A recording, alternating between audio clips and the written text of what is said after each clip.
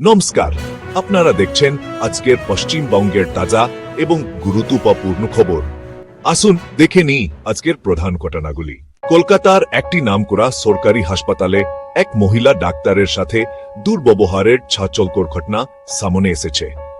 ঘটনাটি গভীর রাতে হাসপাতালের জরুরি বিভাগে ঘটে। কখনো একজন রোগীর আত্মীয়রা চিকিৎসাও দেরি হওয়ার অভিযোগ তুলে হট্টগোল শুরু করে। পরিস্থিতি আরো খারাপ হয় যখন তারা মহিলা ডাক্তারকে ধাক্কাধাক্কি করে এবং অশালীন ভাষা ব্যবহার করে। হাসপাতাল কর্তৃপক্ষ দ্রুত পুলিশকে খবর দেয়। এরপর পুলিশ ঘটনাস্থলে পৌঁছে 3 জনকে গ্রেপ্তার করেছে। এই ঘটনার পর রাজুড়ে ডাক্তাররা প্রতিবাদ জানিয়েছেন এবং হাসপাতালে আরো ভালো নিরাপত্তার দাবি করেছেন। আসন্ন লোকসভা নির্বাচনের প্রস্তুতির মধ্যে জেলা নির্বাচন আধিকারিকরা বুথ লেভেল অফিসারদের বিএলএ জন্য একটি গুরুত্বপূর্ণ বিজ্ঞপ্তি জারি করেছেন। এই সমস্ত বিএলএ স্বাস্থ্যগত কারণে বা অন্যান্য গুরুতর ব্যক্তিগত পরিস্থিতির জন্য নির্বাচন ডিউটি থেকে অব্যাহতি চান, তাদের একটি নির্দিষ্ট ফরম্যাটে আবেদন করার নির্দেশ দেওয়া হয়েছে। বিজ্ঞপ্তিতে পরিষ্কার বলা হয়েছে যে আবেদনের সাথে সংশ্লিষ্ট শংসাপত্র যেমন মেডিকেল সার্টিফিকেট জমা দেওয়া বাধ্যতামূলক। আবেদন জমা দেওয়ার শেষ তারিখ 6 নভেম্বর ধার্য করা হয়েছে। এরপরে কোনো অনুরোধ বিবেচনা করা হবে না। দক্ষিণ চব্বিশ পরগনার কাকতবুপু এলাকায় সাম্প্রদায়িক সম্প্রীতি নষ্ট করার চেষ্টা করা হয়েছে। একটি প্রাচীন কালী মন্দিরে অজ্ঞাত দুষ্কৃতীরা মূর্তি ভাঙচুর করেছে। সকালে যখন পুরোহিত মন্দিরে পৌঁছান তখন তিনি মূর্তির মাথা ভাঙা অবস্থায় দেখতে পান। এরপর এলাকায় উত্তেজনা ছড়িয়ে পড়ে। স্থানীয়রা এই ঘটনার তীব্র নিন্দা করেছেন এবং দোষীদের দ্রুত গ্রেপ্তারের দাবিতে প্রতিবাদ জানিয়েছেন। পুলিশ মামলা দায়ের করে তদন্ত শুরু করেছে এবং শান্তি বজায় রাখার জন্য এলাকায় অতিরিক্ত বাহিনী মোতায়েন করেছে। আসন্ন নির্বাচনের পরিপ্রেক্ষিতে ভারতের নির্বাচন কমিশন আজ কলকাতায়ও একটি বিশেষ পুনর্বিবেচনা বৈঠক শুরু করেছে। এই উচ্চ পর্যায়ের বৈঠকের সভাপতিত্ব করছেন প্রধান নির্বাচন কমিশনার। এখানে রাজ্যের সমস্ত জেলাশাসক এবং পুলিশ সুপাররা অংশ নিয়েছেন। বৈঠকের প্রধান আলোচ্য বিষয় ছিল ভোটার তালিকার চূড়ান্ত পুনর্বিবেচনা, ভোট কেন্দ্রগুলিতে নিরাপত্তা ব্যবস্থার পর্যালোচনা এবং নির্বাচন প্রক্রিয়া সুষ্ঠুভাবে সম্পন্ন করার কৌশল তৈরি করা। কমিশন আধিকারিকদের নিরপেক্ষ ও সুবচ্ছ নির্বাচন নিশ্চিত করার জন্য সমস্ত প্রয়োজনীয় পদক্ষেপ নেওয়ার নির্দেশ দিয়েছে। দীপাবলি এবং কালী পূজার উপলক্ষে পশ্চিমবঙ্গ সরকার 3 নভেম্বর সরকারি ছুটি ঘোষণা করেছে। এই ঘোষণা অনুযায়ী রাজ্যের সমস্ত সরকারি এবং বেসরকারি ব্যাংক বন্ধ থাকবে। ভারতীয় রিজার্ভ ব্যাংকের নির্দেশিকা অনুসারে এই ছুটি নেগোশিয়েবল ইনস্ট্রুমেন্টস ওয়াক্টের অধীনে দেওয়া হয়েছে। গ্রাহকদের পরামর্শ দেওয়া হচ্ছে যে তারা তাদের ব্যাংকিং সংক্রান্ত কাজ আগে থেকেই সেরে নিন। তবে এটিএম এবং অনলাইন ব্যাংকিং পরিষেবাগুলি স্বাভাবিকভাবে চালু থাকবে। বঙ্গোপসাগরের উপর তৈরি হওয়া নিম্নচাপের কারণে একটি ঘূর্ণিঝড়ের আশঙ্কা দেখা দিয়েছে। আবহাওয়া দপ্তর সতর্কবার্তা জারি করে জানিয়েছে যে আগামী 48 ঘন্টার মধ্যে এই ঝড় আরো শক্তিশালী হতে পারে। এর প্রভাবে পশ্চিমবঙ্গের উপকূলীয় জেলাগুলিতে, বিশেষ করে পূর্ব মেদিনীপুর এবং দক্ষিণ 24 পরগনায় ভারী থেকে অতি ভারী বৃষ্টিপাতের সম্ভাবনা রয়েছে। মৎস্যজীবীদের সমুদ্রে যেতে নিষেধ করা হয়েছে এবং প্রশাসন উপকূলীয় অঞ্চলগুলিতে উচ্চ সতর্কতা জারি করেছে।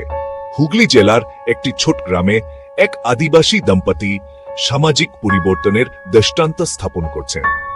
প্রাক্তন ফুটবল খেলোয়াড় সুশান্ত এবং তার স্ত্রী প্রতিমা গ্রামীণ মেয়েদের ফুটবল খেলার মাধ্যমে স্বাবলম্বী করে তুলছেন। তারা তাদের ছোট একাডেমিতে 80টিরও বেশি মেয়েকে বিনামূল্যে প্রশিক্ষণ দেন। তাদের শুধু খেলার কৌশল শেখান না, বরং শিক্ষা এবং আত্মবিশ্বাসের জন্য অনুপ্রাণিত করেন। তাদের অনেক ছাত্রী এখন জেলা স্তরে খেলছে এবং তাদের স্বপ্ন পূরণ করছে। রাজ্য জুড়ে হাজার হাজার শিক্ষক আসন্ন নির্বাচন ডিউটি থেকে অব্যাহতির জন্য আবেদন করেছেন। শিক্ষক সংগঠনগুলির বক্তব্যে অনেক শিক্ষক গুরুতর অসুস্থতায় ভুগছেন বা তাদের পরিবারে জরুরি চিকিৎসার প্রয়োজন রয়েছে। ইয়ার কারণে তাদের পক্ষে নির্বাচনী দায়িত্ব পালন করা কঠিন। তারা নির্বাচন কমিশনের কাছে মানবিক কারণে তাদের আবেদনগুলি বিবেচনা করার অনুরোধ জানিয়েছেন। এই বিষয়টি বিএলওদের জারি করা বিজ্ঞপ্তির পর সামনে এসেছে। ইয়ার ফলে নির্বাচন প্রক্রিয়ায়ও কর্মীদের প্রাপ্যতা নিয়ে উদ্বেগ বেড়েছে। হুগলি জেলার ডানকুনি কাছে দিল্লি রোডে গভীর রাতে একটি ভয়াবহ সড়ক দুর্ঘটনা ঘটেছে। একটি দ্রুতগামী ট্রাক একটি গাড়িকে পেছন থেকে ধাক্কা মারে। ইয়ার ফলে গাড়িতে থাকা দুজন গুরুতর আহত হন। ঘটনার পরপরই স্থানীয়রা উদ্ধারের জন্য ছুটে আসেন এবং পুলিশকে খবর দেন। আহতদের নিকটবর্তী হাসপাতালে ভর্তি করা হয়েছে। এখানে তাদের অবস্থা স্থিতিশীল বলে জানা গেছে। পুলিশ ট্রাক চালককে আটক করেছে এবং ঘটনার তদন্ত করছে। রাজ্য সরকার অর্থনৈতিকভাবে দুর্বল পরিবারগুলির সহায়ের জন্য সমৃদ্ধি সহায়তা যোজনা নামে একটি নতুন উদ্যোগ শুরু করেছে। এই প্রকল্পের অধীনে যোগ্য পরিবারগুলি প্রতি মাসে আর্থিক সহায়তা পাওয়ার পাশাপাশি ভর্তুকি যুক্তমূল্যে রেশন এবং স্বাস্থ্য বীমার সুবিধা পাবে। সরকার রাজ্য জুড়ে বিশেষ শিবির স্থাপন করেছে। এখানে মানুষ এই প্রকল্পের জন্য নিবন্ধন করতে পারবে। আধিকারিকরা বলছেন এই উদ্যোগের লক্ষ্য হল দারিদ্র সীমার নিচে বসবাসকারী কৌশল মানুষকে সরাসরি সাহায্য পৌঁছে দেয়া। কলকাতায় আজকালেম মেট্রো পরিষেবাতে কারিগরি ত্রুটির কারণে বেশ দেরি হয়েছে। দমদম থেকে এক সুভাষগামী বুলু লাইনে একটি ট্রেনে গন্ডালিং সমস্যা দেখা দেয়। ইয়ার ফলে ট্রেন চলাচল ধীর হয়ে আয়। এর কারণে ব্যস্ত সময়ে অনেক স্টেশনে প্রচুর ভিড় জমে আয়। ইয়ার ফলে যাত্রীদের বেশ অসুবিধা ভোগ করতে হয়। মেট্রো রেলের আধিকারিকরা জানিয়েছেন হে ইঞ্জিনিয়ারদের দল প্রায় 1 ঘন্টার চেষ্টায়ও সমস্যাটি ঠিক করে ফেলেছে এবং এখন পরিষেবাগুলি স্বাভাবিকভাবে চলছে। বর্ষার পর রাজ্যে ডেঙ্গুর ঘটনা আবারও দ্রুত বাড়ছে। স্বাস্থ্য বিভাগ দ্বারা প্রকাশিত তথ্য অনুযায়ী গত 1 সপ্তাহে ডেঙ্গুর শত নতুন ঘটনা সামনে এসেছে। ইয়ার মধ্যে কলকাতা এবং তার আশেপাশের এলাকাগুলি সবচেয়ে বেশি প্রভাবিত। পরিস্থিতির গুরুত্ব বিবেচনা করে স্বাস্থ্য বিভাগ একটি উচ্চ সতর্কতা জারি করেছে এবং পুরসভাগুলিকে মশার প্রজনন রোধ করার জন্য ফগিং এবং পরিষ্কার পরিচ্ছন্নতা অভিযান জোরদার করার নির্দেশ দিয়েছে। মানুষকেও তাদের বাড়ির আশেপাশে জল জমতে না দেওয়ার পরামর্শ দেওয়া হয়েছে। কলকাতা এবং আশেপাশের এলাকাগুলিতে বায়ু দূষণের মাত্রা বিপজ্জনকভাবে বেড়ে গেছে। শহরের বায়ু গুণমান সূচক খুব খারাপ শ্রেণীতে পৌঁছেছে। ইয়ার ফলে মানুষের শ্বাস নিতে কষ্ট হচ্ছে। স্বাস্থ্য বিশেষজ্ঞরা সতর্ক করেছেন এই দূষিত বাতাস শিশু এবং বয়স্কদের জন্য বিশেষভাবে ক্ষতিকারক। তারা মানুষকে বিশেষ করে হাঁপানি এবং হৃদরোগের রোগীদের সকালে বাইরে বেরোতে না এবং মাস্ক পরার পরামর্শ দিয়েছেন। ক্রমবর্ধমান গরম এবং বিদ্যুতের চাহিদা বৃদ্ধির কারণে রাজ্যের অনেক অংশে বিদ্যুৎ বিভ্রাটের সমস্যা আবার শুরু হয়েছে। গ্রামীণ শহরতলির এলাকাগুলিতে ঘন্টার পর ঘন্টা বিদ্যুৎ না থাকায় মানুষের স্বাভাবিক জীবন প্রভাবিত হচ্ছে। বিদ্যুৎ বিভাগের আধিকারিকরা বলছেন উৎপাদন এবং চাহিদার মধ্যে পার্থক্যের কারণে এই কাটছাঁট করা হচ্ছে। তারা আশ্বাস দিয়েছেন পরিস্থিতি আরো তাড়াতাড়ি সম্ভব স্বাভাবিক করার জন্য পদক্ষেপ নেওয়া হচ্ছে। কলকাতায় আজ দুপুরে হওয়া প্রবল বৃষ্টির কারণে শহরের অনেক রাস্তা জলে ডুবে গেছে। ইয়ার ফলে যান চলাচল ব্যবস্থা পুরোপুরি ভেঙে পড়েছে। সেন্ট্রাল ওয়াহিনী, এমজি রোড এবং বেহালায়ের মতো এলাকাগুলিতে জল জমার গুরুতর পরিস্থিতি দেখা গেছে। এখানে গাড়িগুলি জলে আটকেছিল। জল নিষ্কাশন ব্যবস্থা সঠিকভাবে কাজ না করাও জল রাস্তাও জমে গেছে। আর ফলে অফিস থেকে বাড়ি ফেরা মানুষদের ঘন্টার পর ঘন্টা ট্রাফিক জ্যামে আটকে থাকতে হয়েছে। প্রসভাদলগুলি জল সরানোর কাজে ব্যস্ত রয়েছে।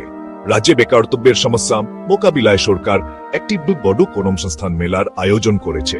এই মেলায় বিভিন্ন ক্ষেত্রের 68টিরও বেশি কোম্পানি অংশ নিয়েছে এবং হাজার হাজার শূন্য পদের জন্য আবেদন আমন্ত্রণ জানিয়েছে। সকাল থেকেই প্রচুর সংখ্যক বেকার উপভোক্তাদের যোগ্যতা অনুযায়ী চাকরি পাওয়ার আশায় এখানে এসেছেন। আয়োজকরা বলছেন এই ধরনের আয়োজন যুবকদের কোম্পানিগুলির সাথে সরাসরি যুক্ত হতে এবং কর্মসংস্থানের সুযোগ খুঁজতে একটি গুরুত্বপূর্ণ মঞ্চ প্রদান করে। দিনের শুরু কলকাতার একটি গুরুত্বপূর্ণ খবর দিয়ে। শহরের প্রধান বাজারগুলিতে ফুটপাথের দোকানদাররা পুর কর্পোরেশনের নতুন নীতির বিরুদ্ধে জোরদার প্রতিবাদ করেছেন। দোকানদারদের বক্তব্য, এই নিয়ম তাদের রুজি রোজগার কেড়ে নেবে। প্রতিবাদের কারণে ঘন্টার পর ঘন্টা যান চলাচল ব্যাহত হয়। ইয়ার ফলে সাধারণ মানুষের অসুবিধা হয়। পরিস্থিতি নিয়ন্ত্রণে আনতে পুলিশ হস্তক্ষেপ করে এবং বিক্ষোভকারীদের শান্তি বজায় রাখার আবেদন জানায়। পরের খবর, রাজ্যের অনেক অংশে বাড়তে থাকা জল সংকটের। গরম বাড়ার সাথে সাথে বাঁকুড়া এবং পুরুলিয়ার মতো জেলাগুলিতে জলের অভাব গুরুতর হয়ে উঠেছে। স্থানীয় বাসিন্দাদের পানীয় জলের জন্য অকাঙ্কারের উপর নির্ভর করতে হচ্ছে এবং তাদের দীর্ঘকাল লাইনে ঘন্টার পর ঘন্টা অপেক্ষা করতে হচ্ছে। প্রশাসন আশ্বাস দিয়েছে তারা দ্রুত এই সমস্যার সমাধান করবে। অন্যদিকে কলকাতায়ও সাহিত্য প্রেমীদের জন্য সুখবর। বহু প্রতীক্ষিত আন্তর্জাতিক কলকাতা বাইমেলার আজ উদ্বোধন হয়েছে। এই বছর মেলায় দেশ বিদেশের সব প্রকাশক অংশ নিচ্ছেন এবং এটি জ্ঞান ও সংস্কৃতির এক অন্য মিলন মেলা উপস্থাপন করছে। রাজ্যের পরিকাঠামোকে শক্তিশালী করার জন্য রাজ্য সরকার অনেক জেলায় নতুন রাস্তা নির্মাণের একটি বড় প্রকল্প শুরু করেছে। এই উদ্যোগের উদ্দেশ্য গ্রামীণ এবং শহুরে অঞ্চলের মধ্যে যোগাযোগ উন্নত করা এবং অর্থনৈতিক উন্নয়নকে উৎসাহিত করা। সাংস্কৃতিক দিক থেকে কলকাতায়ও বিজ্ঞান শিল্পের জন্য নিবেদিত অনুষ্ঠানের একটি সিরিজ শুরু হয়েছে। এতে শাস্ত্রীয় সঙ্গীত, নৃত্য এবং থিয়েটার পরিবেশনা অন্তর্ভুক্ত, যা শহরের সমৃদ্ধ সাংস্কৃতিক ইতিহাসকে তুলে ধরে। স্বাস্থ্য পরিষেবাগুলিকে মানুষের দোরগোড়ায় পৌঁছে দেওয়ার লক্ষ্যে গ্রামীণ অঞ্চলগুলিতে বিশেষ স্বাস্থ্য শিবির আয়োজন করা হচ্ছে। এই শিবিরগুলিতে বিনামূল্যে চিকিৎসা পরীক্ষা এবং ওষুধ সরবরাহ করা হচ্ছে। এর ফলে হাজার হাজার গ্রামবাসী উপকৃত হচ্ছেন। এবং পরিশেষে শিক্ষাকে উৎসাহিত করার দিকে আরো এক ধাপ এগিয়ে কলকাতায়ও একটি নতুন অত্যাধুনিক গ্রন্থাগারের উদ্বোধন করা হয়েছে। এই গ্রন্থাগারটি সকল বয়সের পাঠকদের জন্য একটি শান্ত এবং অনুপ্রেরণামূলক পরিবেশ প্রদান করবে। কোষকদের জন্য নতুন কোষী প্রকল্প চালু, কলকাতাও বিজ্ঞান প্রদর্শনীর আয়োজন। এই ছিল আজকের পশ্চিমবঙ্গের তাজা খবর। যদি আপনাদের এই ভিডিওটি ভালো লেগে থাকে তাহলে দয়া করে লাইক এবং সাবস্ক্রাইব করুন। ধন্যবাদ।